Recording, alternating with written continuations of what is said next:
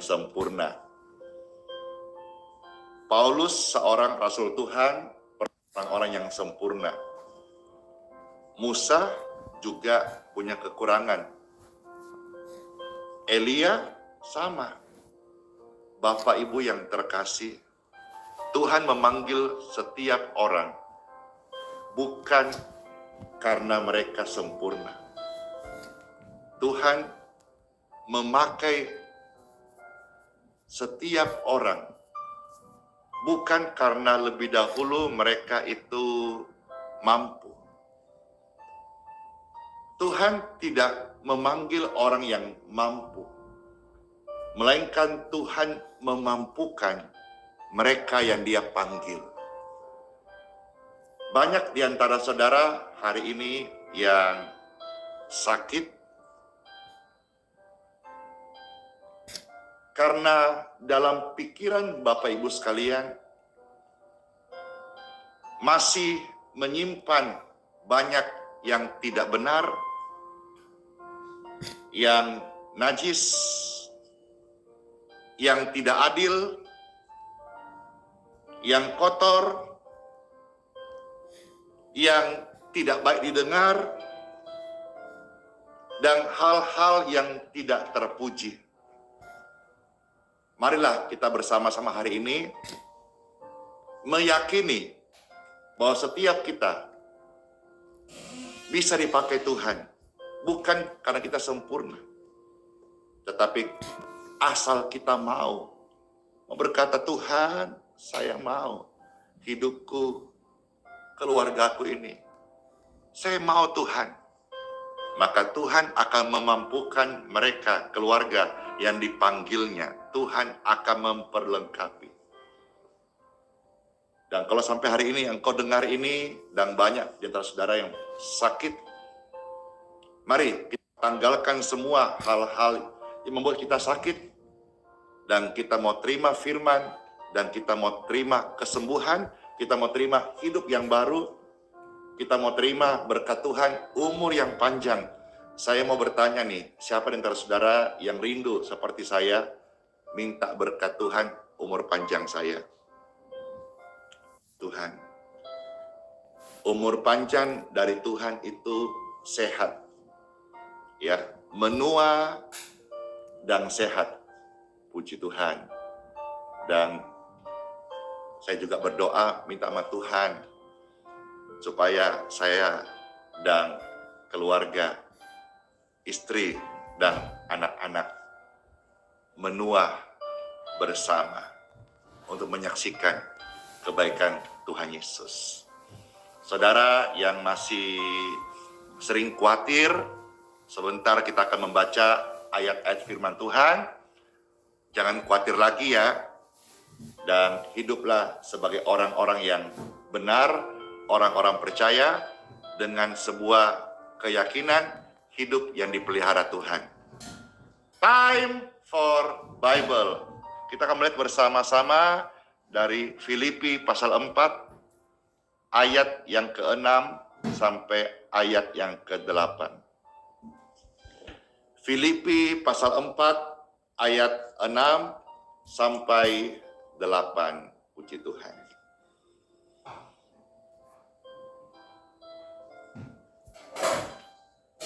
Baik, Pastor bacakan bagi Bapak Ibu sekalian. Ada tertulis dari Filipi pasal 4 ayat 6 sampai ayat yang ke-8. Demikianlah firman Tuhan Yesus. Janganlah hendaknya kamu khawatir tentang apapun juga. Jadi saudara-saudara yang lihat ini, ada di antara saudara yang sedang khawatir banget. Firman Tuhan datang. Jangan kamu khawatir, termasuk tentang apapun juga. Berbagai macam alasan orang menjadi khawatir.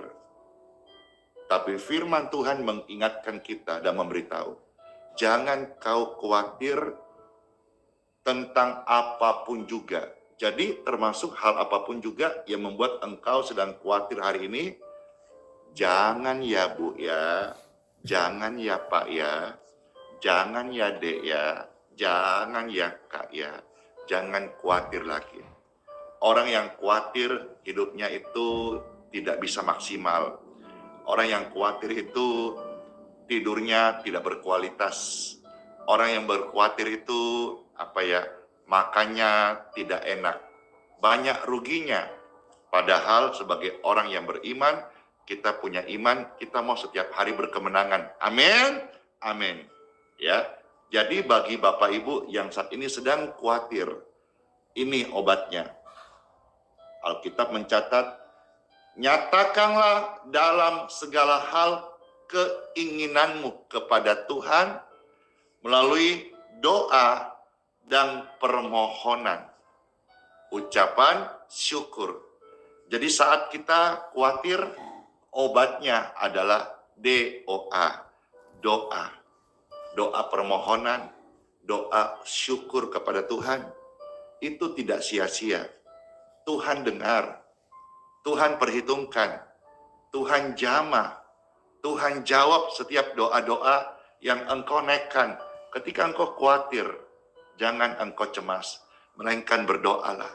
Ketika engkau susah, jangan engkau sedih, bersyukurlah kepada Tuhan Yesus.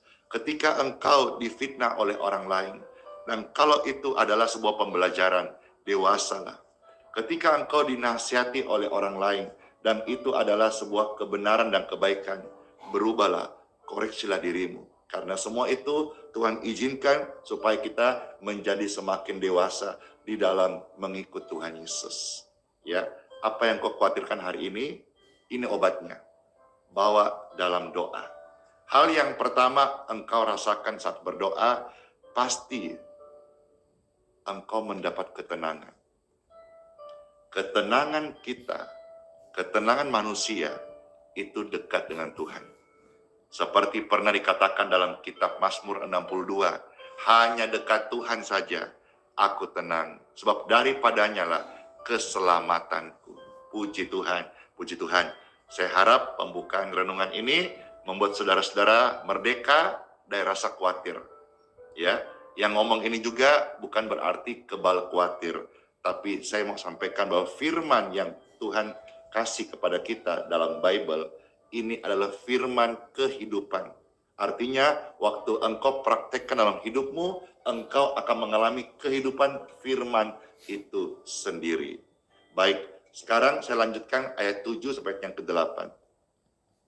Damai, damai, damai sejahtera Tuhan Yesus yang melampaui segala akal akan memelihara hati dan pikiranmu dalam Kristus Yesus. Saat engkau takut, engkau tidak berdoa, maka ketakutan itu akan mengundang saudara-saudara yang lain. Cemas, resah, gelisah, dan seterusnya.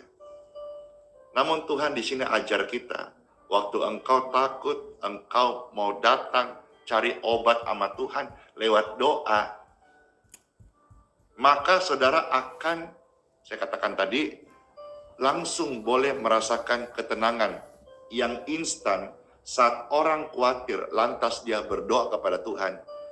Yang instan, apa itu instan? Langsung seketika dia akan rasakan manfaatnya, akan ada damai sejahtera Tuhan yang melampaui segala akal, itu memelihara hati dan pikiranmu.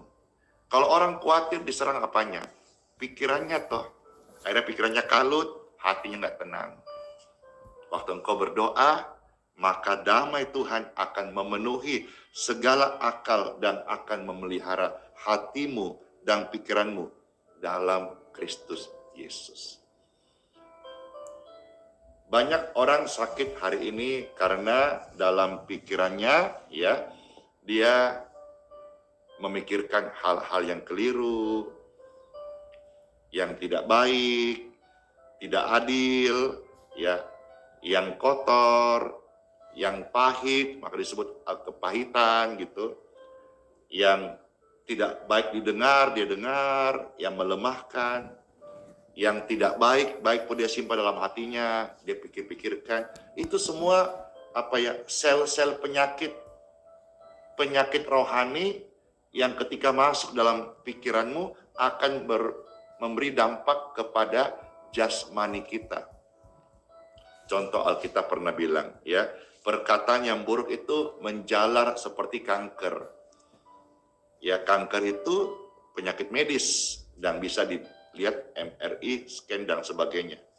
Tapi dimulai dari apa Alkitab bilang? Perkataan yang menjalar. Jadi kalau kita menyimpan sesuatu yang buruk dalam hidup kita, bisa bikin kanker.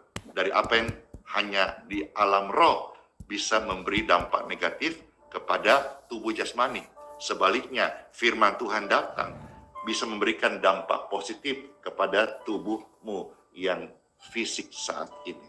Ya, bagi saudara-saudara yang lagi sakit, tapi engkau masih menyimpan benci, dendam, iri, dengki, mari saya bacakan ayat 8 ini, kiranya jadi berkat banget bagi saudara, bukan hanya berkat engkau aminkan, tapi mari sama-sama kita melakukannya.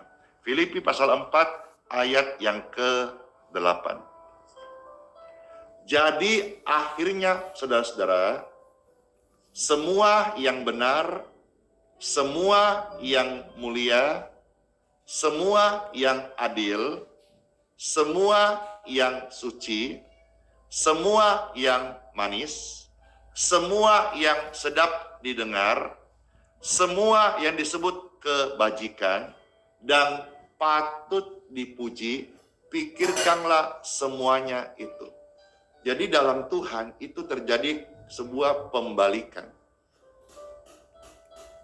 Kalau saudara mau sehat, ada pembalikan. Ya. Dan firman ini benar. Contoh misalnya, selama ini engkau berpikir yang tidak benar. Tuhan suruh kita berpikir semua yang benar. Contoh, selama ini engkau berpikiran, orang istilah kata piktor. Apa itu piktor? Singkatan pikiran kotor. Tuhan mau kita pikirkan yang mulia, yang adil, yang suci, yang manis, ya, yang sedap didengar. Selama ini mungkin kita kata-kata yang kita ucapkan tidak baik, tidak membangun, bahkan menyandung orang. Terjadi pembalikan. Yaitu kita sekarang mau mengucapkan kata-kata yang sedap didengar.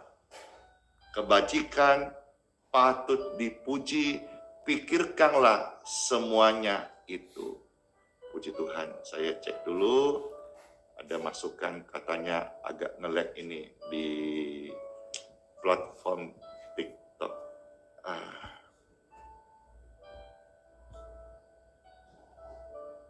Iya. Saya minta waktu Bapak Ibu karena mereka minta supaya diperbaikin dulu. Iya.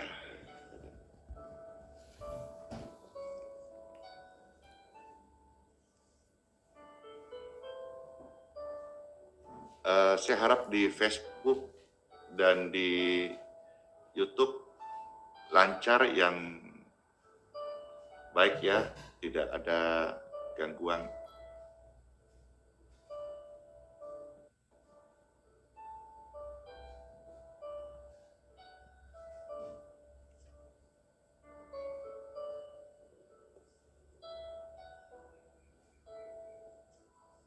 Door. Ya, puji Tuhan, sudah tidak nge-lag. Makasih. Baik, Bapak, Ibu yang terkasih, saya lanjutkan.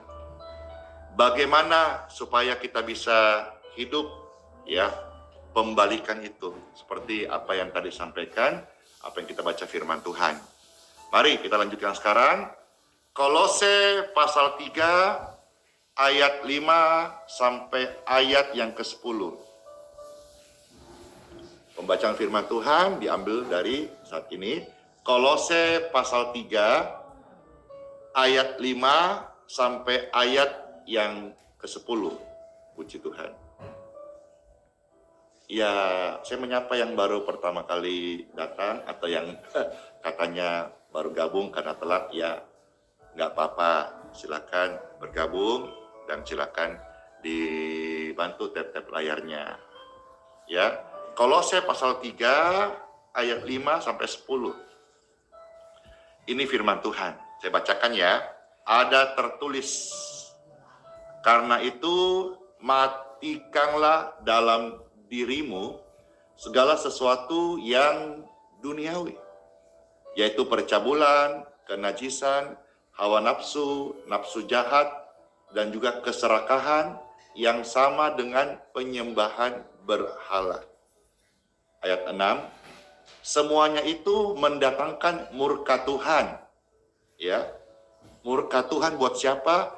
Buat orang-orang durhaka, orang-orang yang menolak keselamatan, orang-orang yang menolak firman Tuhan. Tapi bagi kita orang percaya, anak-anak Tuhan, kita akan dididik ya menjadi anak yang baik.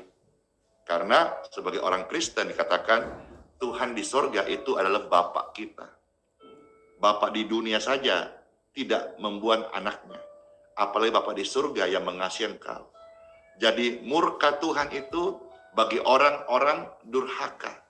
Tapi bagi orang percaya, Bapa akan mendidik kita seperti Bapa sayang kepada anak-anaknya. Ayat 7. Dahulu kamu juga melakukan hal-hal itu ketika kamu hidup di dalamnya. Tetapi sekarang ini, waktu kita mendengar firman saat ini, tidak ada yang kebetulan. Ya, mau Bapak Ibu kemarin gagal, jatuh, ada aib, ada salah, selama masih dikatakan hari ini, saudara masih napas, masih hidup, saudara masih Tuhan kasih anugerah, kesempatan hari ini.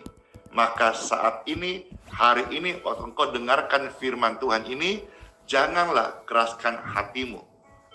Ya, ketika Roh Kudus menjamah hatimu, bukalah dan terimalah kebenaran ini dengan lemah lembut agar menjadi benih yang bertumbuh dan berbuah di dalam kehidupanmu kelak, baik hidupmu hari ini, ibadahmu, dan juga hidup kita yang akan datang. Dulu kita juga melakukan banyak salah, termasuk saya. Tapi mulai hari ini, saya mau hidup lebih baik, saya mau hidup untuk lebih lagi untuk Tuhan, saya mau hidup untuk lebih lagi dengar-dengaran kata firman Tuhan. Ayat 8, sekarang ini buanglah semua itu. Apa yang kita harus buang? Yaitu marah. Marah itu amarah, kita harus buang. Geram, kejahatan, fitnah. Ayo, bagi saudara-saudara yang sudah jadi Kristen tapi masih suka fitnah-fitnah, ayo firman Tuhan datang hari ini, ingatkan kita supaya mulut kita itu kita pakai untuk membangun, bermazmur, memuji Tuhan, mendoakan orang lain, memberkati. Jangan memakai mulut untuk memfitnah, ya. Buanglah semua itu. Dan buanglah juga kata-kata kotor yang keluar dari mulutmu. Mulutmu harimaumu. Karena mulut badang bisa binasa. Biarlah setiap mulut kita kata-kata yang membawa shalom, membawa damai sejahtera. Stop kata-kata kebun binatang keluar dari mulut orang Kristen. Tidak boleh.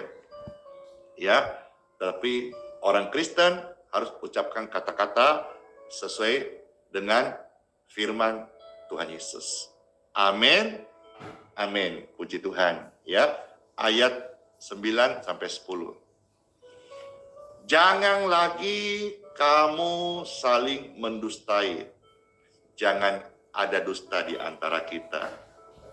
Kamu telah menanggalkan manusia lama serta kelakuannya, ayat 10, dan telah mengenakan manusia baru yang terus-menerus diperbaharui untuk memperoleh pengetahuan yang benar menurut gambar Khaliknya, menurut gambar rupanya, menurut gambar Tuhan, menurut gambar Sang Ilah. Kalau saya renungkan hari ini, Sejak saya ikut Tuhan, melayani Tuhan, saya masih terus belajar. Saya sadar saya masih punya banyak kekurangan. Saya adalah makhluk Tuhan yang sempurna, tapi sifat dan karakter saya sedang berjuang untuk menuju sempurna. Saya renungkan, saya ikut Tuhan hari ini, saya banyak berubah. Tapi perubahanku itu tidak lantas membuat sempurna. Semua proses. Demikian pun saudara-saudara, kita juga dalam ikut Tuhan hendaknya berubah, gitu. Berubah karakter, ya, berubah sifat-sifat yang lama, berubah tabiat-tabiat yang lama. Puji Tuhan, harus ada perubahan. Kalau tidak, kita perlu memperkarakan. Jangan sampai kita udah jadi Kristen, jadi anak Tuhan, tapi kita masih tidak ada perubahan. Terus belajar, ya. Saya kalau misalnya kadang menyinggung tentang makanan, itu saya mau saudara-saudara juga hidup sehat, hidup juga berbagi, hidup juga supaya ada berubah begitu, ya. Dan lain sebagainya. Kalau saya ada singgung soal-soal bagaimana saudara ikut Tuhan, harus andalkan Tuhan, jangan cari saya, jangan cari manusia, itu supaya saudara juga mengalami satu pembalikan keadaan.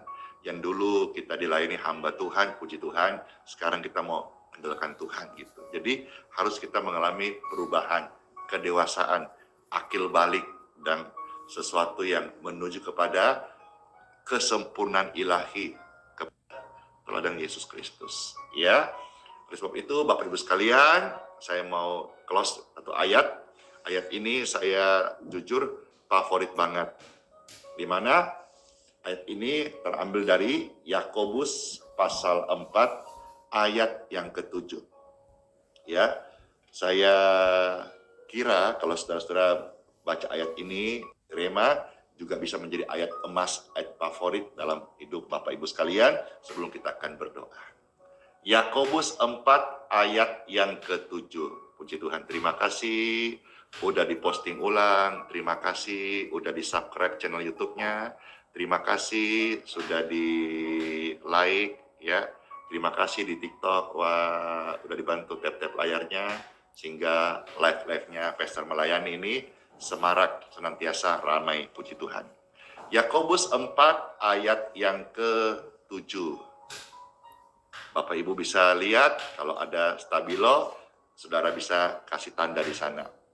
Yakobus 4 ayat 7, ada tertulis, karena itu tunduklah kepada Tuhan dan lawanlah setan, roh-roh jahat, iblis, dan segala tipu muslihatnya. Maka setan, iblis, dan semua tipu muslihatnya yang dia bawa, termasuk kepahitan, penyakit, virus, sel, bakteri, ataupun yang menunggangi engkau dan keluargamu. Maksudnya Pastor menunggangi apa? Begini, ada orang jatuh. Jatuhnya hanya terkilir, tapi lumpuh. Dicek dokter, ternyata semua tulang belakang, syaraf, tidak ditemukan hal-hal yang membuat dia sakit. Tapi dia lumpuh, Pastor. Ini yang saya bilang, ditunggangi oleh roh jahat. Demikian pun juga hal yang lain. Masalahnya enteng, tapi jadi berat dan berlarut-larut. Kalau istilah hari ini, melebar kemana-mana. Ditunggangi. Kalau zaman medsos, ditunggangi oleh penggoreng-penggoreng. Tapi dalam dunia roh, itu ada ditunggangi roh-roh jahat. Jadi saudara-saudara, kita harus lawan iblis dan segala tipu muslihatnya, supaya apa? Dia pergi dari hidupmu. Dia tidak menjadi penghalang di hadapanmu. Bahkan Alkitab mencatat supaya dia lari daripadamu. Nah, bagaimana caranya? Supaya kita berjalan setiap hari bertumbuh dan tidak dihalangi oleh iblis dan pekerjaannya, termasuk sakit penyakit, roh-roh jahat, intimidasi, rasa khawatir itu akan pergi. Ini rahasianya. Apa itu, Pastor? Catat baik-baik, ingat baik-baik. Paling penting dalam hati, di pikiranmu, tanamkan ini. Saya harus tunduk kepada Tuhan. Tunduk kepada Tuhan itu berarti tunduk kepada firman-Nya. Tunduk kepada Tuhan juga bagian daripada kita tunduk kepada pemimpin rohani kita. Tunduk kepada Tuhan juga bagian daripada kita tunduk kepada pemerintah-pemerintah yang diakui, yang sah. Maka orang-orang seperti itu adalah orang-orang yang punya otoritas. Otoritas itu apa ya? Sebuah kelebihan yang ada padanya. Saya izin ya kasih contoh. Kemarin waktu saya selesai sarapan di seputar kompleks Balikpapan Baru, lalu ada sebuah mobil besar, ya, mobil besar ini mobil ATM satu bank gitu, saya nggak sebut nama bank apa, ya, karena saya bukan endorse tapi saya kasih ilustrasi. Lalu diparkir di satu wilayah di kompleks BB, kemarin saya lihat. Dan salah satu di sana katakan layanan bank ini, mobil ini adalah menarik uang. Menarik uang. Apakah semua yang membaca itu bisa punya akses menarik uang di layanan mobil perbankan itu? Tidak bisa. Hanya mereka yang memiliki ATM atau rekening di bank itu, silakan datang depan mobil dan bisa mengambil uang. Tidak semua. Tidak semua. Sekalipun dia baca layanan ambil uang. Tapi nggak semua yang bisa ambil uang. Karena apa? Nggak punya akses. Demikian pun kita, Bapak Ibu sekalian. Sekalipun disebut orang percaya, tidak semua yang bisa itu usir iblis. Apalagi lawan iblis, tidak semua bisa. Tetapi saya beritahu hari rahasianya. Mereka yang bisa adalah mereka yang hidupnya tunduk kepada Tuhan. Tunduk menghormati pemerintahan yang sah. Tunduk menghargai pemimpin rohani mereka. Artinya dalam hidup mereka itu ada submission, ya. Penundukan diri. Ya, teachable, sesuatu dalam dirinya yang selalu mau belajar. Ya, tunduklah kepada Tuhan, barulah kita punya otoritas yang membuat kita bisa menang lawan iblis. Karena yang membuat kita menang lawan iblis bukan karena bodi kita besar, fitness, pejabat, punya ajudan, atau uang, bukan. Yang membuat kita bisa menang melawan iblis, penundukan diri kita.